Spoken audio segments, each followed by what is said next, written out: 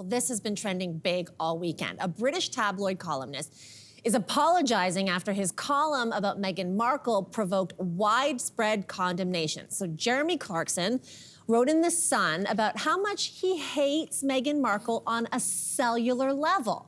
He went on to say many horrible things about how much he wanted her shamed and degraded.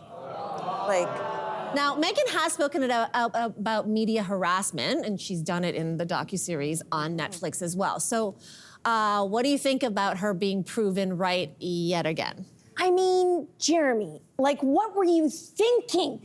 As you just said, this documentary that has just come out and everyone's been glued to is essentially, a big part of it is about the media harassment. Not only the media harassment, but the royal Rhoda and maybe even the royal family. It's about this harassment that led her to have suicidal thoughts.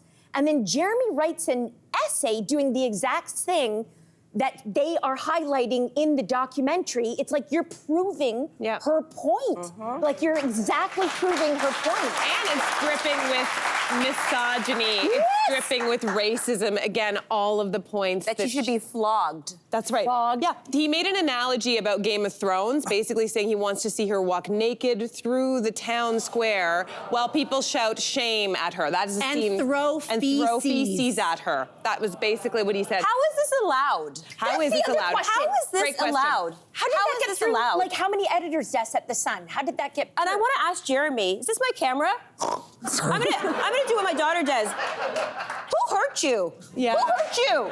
Who hurt you that you have to feel this way about somebody you've never met?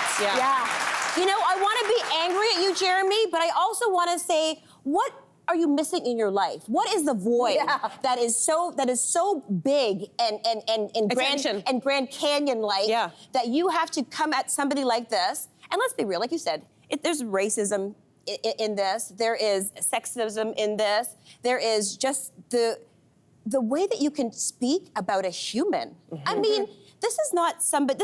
She's not a dictator. Yeah. She wasn't the cause of genocide. Yeah. She didn't enslave my ancestors like the royal family did. Yeah. You know what I mean? And you're coming for her with this vitriol.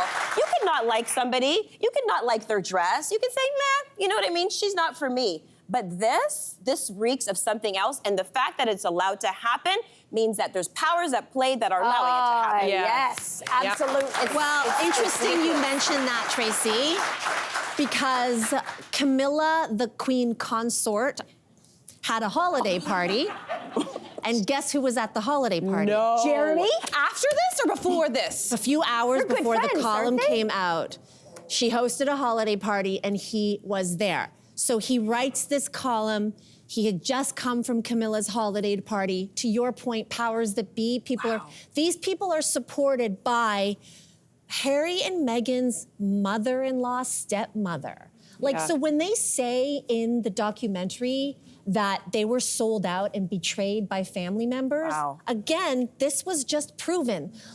There's family, right? There are things that you do when you're loyal to your family.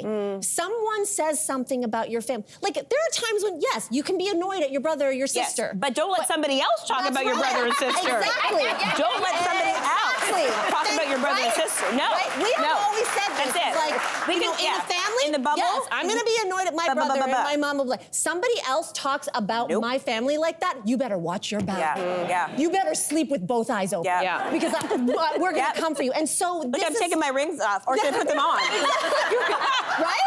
I'm a lover, not a fighter, so I don't know what to do. But I got your back on that. I got your back on that. This is what I mean about this family. So what does it say? Never mind Jeremy Clarkson. He's this older white man who's emboldened by whom? The most powerful family in this country. So this makes the royal family, again, look like trash. It's indefensible. So it is time to ask them, what behind closed doors were they doing to her? And doing to him? That's right. And doing to their children. It's so Did you see his apology that didn't actually say sorry? Weak apology. Terrible. And what will happen next? So, again, will the palace come out with any kind of a statement when this is so reprehensible? Probably not. No. Probably not. And the documentary, for those of people who haven't watched it, I've watched the first 3 parts and then, work gets busy, but I'm going to watch the next 3 parts, this week.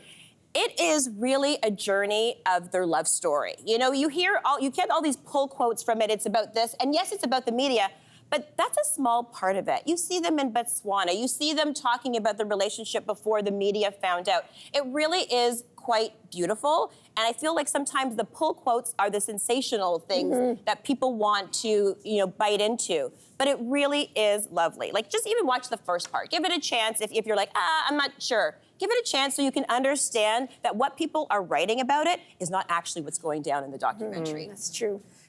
Hey there, wasn't that great? Do you know where you can find some equally good content? Our YouTube page. It's filled with discussions, debates, and some laughs. Head there now, like and subscribe.